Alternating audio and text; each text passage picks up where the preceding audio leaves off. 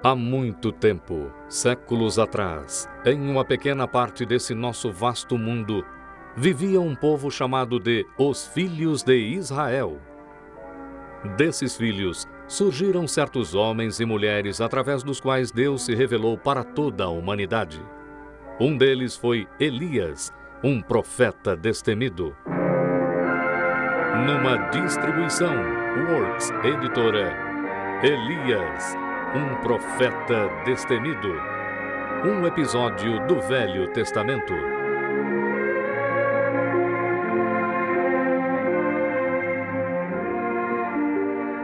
Versão brasileira, Estúdio de Cinema, São Paulo.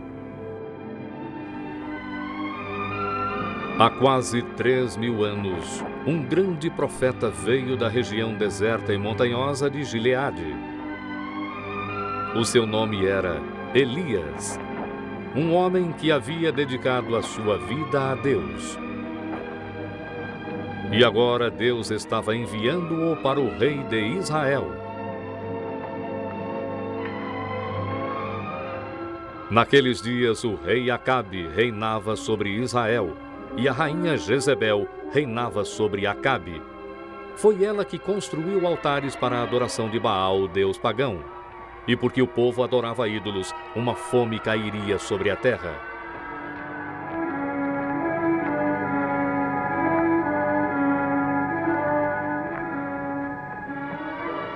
Viva o Senhor Deus de Israel, a quem eu sirvo. Que nestes anos nem orvalho nem chuva haverá, senão segundo a minha palavra. Então o Senhor falou com Elias, dizendo: Vai-te daqui e esconde-te junto ao ribeiro de Carite. Tu beberás do ribeiro, e eu tenho ordenado aos corvos que ali te sustentem. E assim, obedecendo ao Senhor, Elias deixou rapidamente o palácio.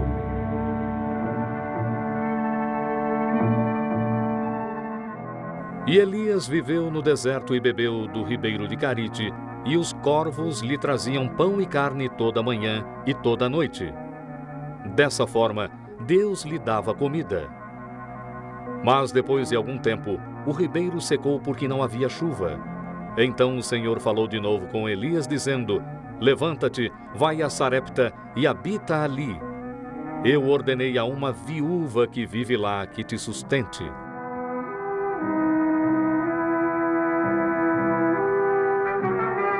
Quando Elias chegou ao portão da cidade, ele viu uma viúva e seu filho apanhando lenha, e ele o saudou.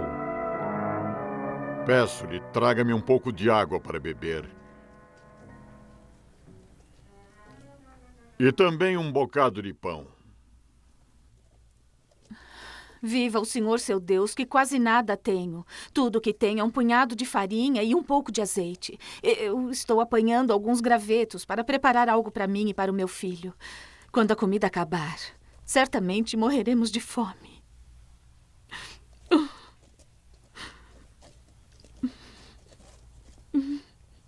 Não tema. Vá e faça o que eu disse. Porém, faça primeiro para mim um pão pequeno. Depois fará para você e para o seu filho. Porque assim diz o Senhor de Israel: a farinha da panela não se acabará, e o azeite da botija não faltará, até o dia em que o Senhor der chuva.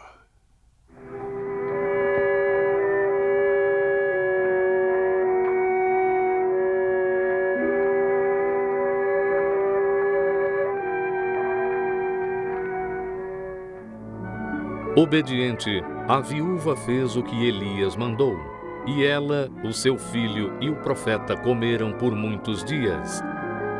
E assim como Deus tinha prometido, havia sempre farinha na panela e azeite na botija.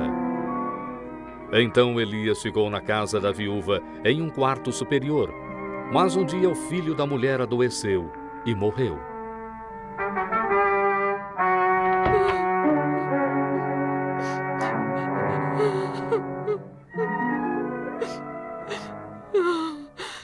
Deixe-me em paz, homem de Deus. Você veio para me lembrar dos meus pecados e matar o meu filho. Dê-me o seu filho.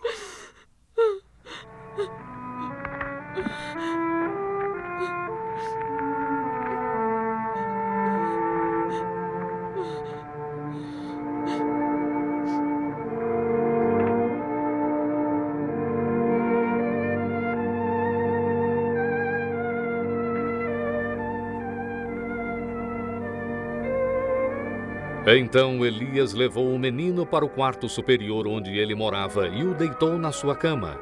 E quando eles ficaram sozinhos, ele orou ao Senhor. Ó Senhor, meu Deus, faze este menino viver de novo.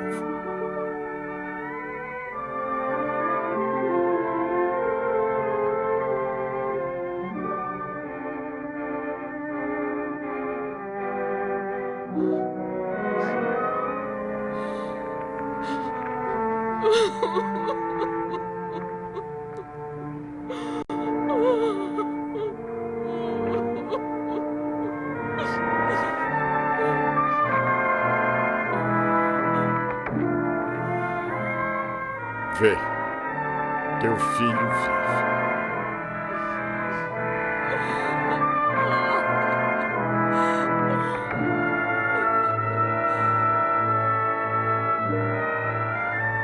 Um dia, Elias enviou um mensageiro ao rei Acabe para avisá-lo que queria falar com ele.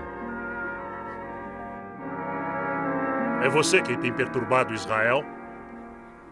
Eu não tenho perturbado Israel, e sim você e a sua casa, porque você abandonou os mandamentos do Senhor e adorou a Baal.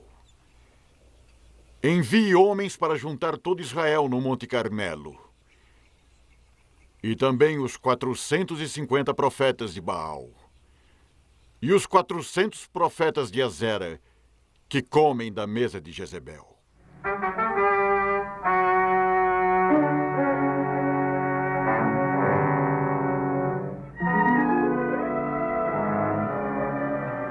Assim todo o povo e os sacerdotes de Baal se reuniram no Monte Carmelo, e eles esperaram para ver o que Elias faria.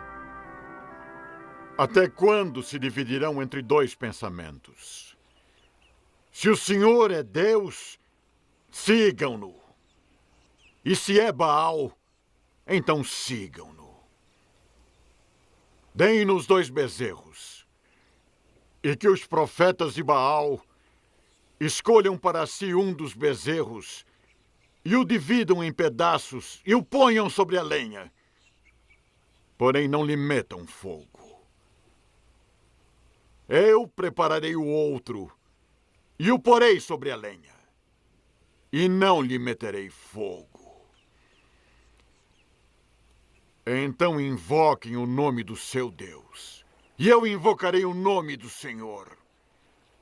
E o Deus que responder pelo fogo, esse será Deus.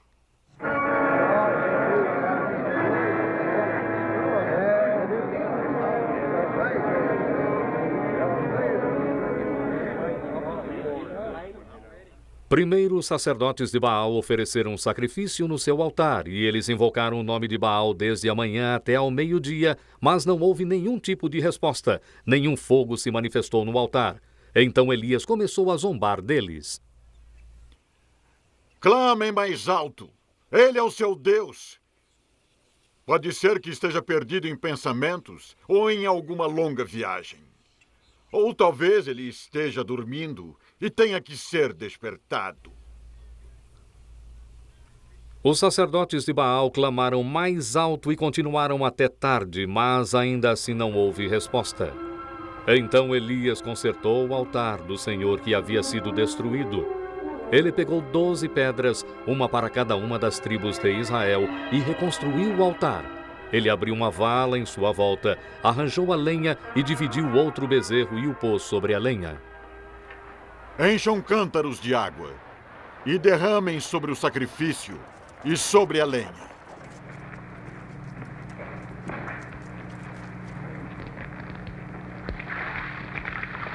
Repitam uma segunda vez. E uma terceira vez.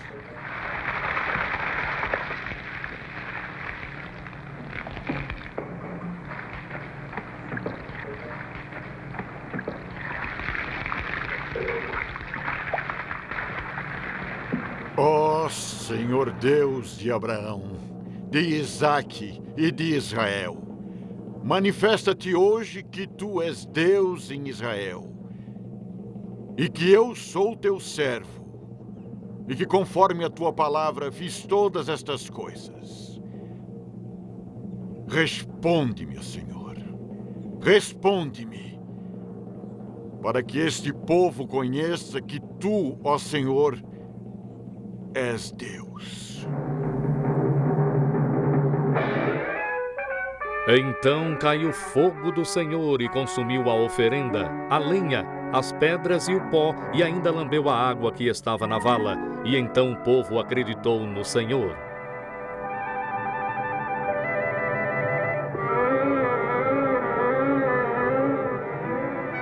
Lancem mão dos profetas de Baal, que nenhum deles escape.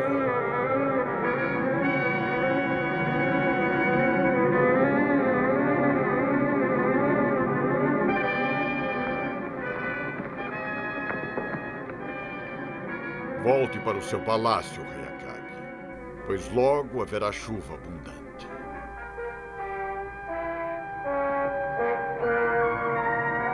Mas quando Acabe contou a Jezebel tudo o que Elias havia feito e como ele matara todos os profetas de Baal, a rainha gritou enfurecida: Que os deuses me punam se eu não matar Elias amanhã a esta hora!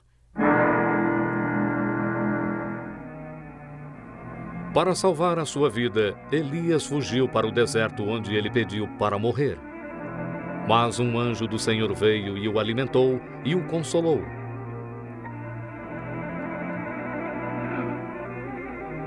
Por fim, Elias chegou ao Monte Sinai, onde Deus havia falado com Moisés centenas de anos antes. Enquanto Elias sentava em uma caverna no monte, um vento forte varreu o topo da montanha, mas o Senhor não estava no vento. Depois do vento veio um terremoto, mas o Senhor não estava no terremoto. Depois do terremoto veio fogo, mas o Senhor não estava no fogo.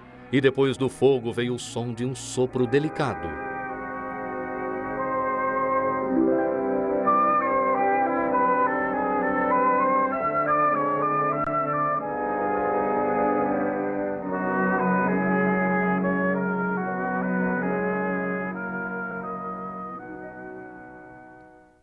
Que fazes aqui, Elias? Eu tenho lutado por ti, ó Senhor Deus dos exércitos, porque o povo abandonou o teu conserto. Eles derrubaram os teus altares e mataram os teus profetas. Agora eu sou o único que sobrou. E eles estão tentando tirar a minha vida. Então Deus garantiu a Elias que ele estava enganado, que ainda havia 7.000 em Israel que não tinham se curvado a Baal. Ele também mostrou a Elias que o seu trabalho continuaria. Elias logo ungiria um outro profeta que continuaria o seu trabalho.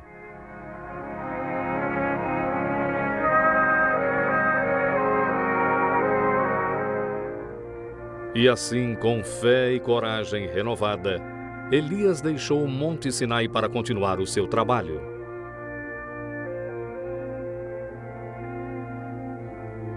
Mais tarde, quando Elias passou por um campo onde um jovem estava lavrando, de nome Eliseu, ele pôs a sua capa sobre Eliseu para mostrar que Deus o havia escolhido para ser o próximo grande profeta de Israel.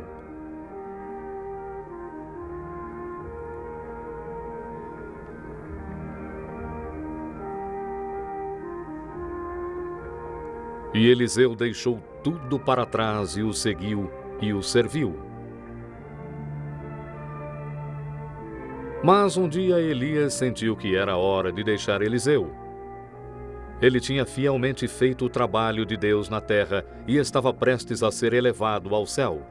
Mas antes, ele se ofereceu para fazer uma última coisa para o seu discípulo.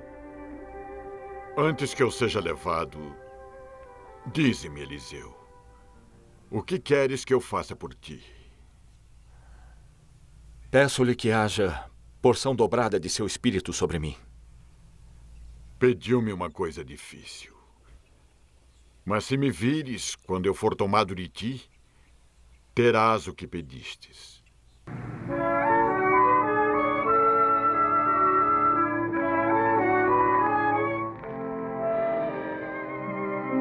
Eliseu viu um carro de fogo e cavalos de fogo que ficaram entre ele e Elias. E Elias subiu ao céu em um redemoinho. Então Eliseu pegou a capa de Elias que tinha caído no chão e partiu para realizar o trabalho do Senhor, pois ele sabia que desse dia em diante o Espírito do Senhor estaria com ele, assim como havia estado com Elias.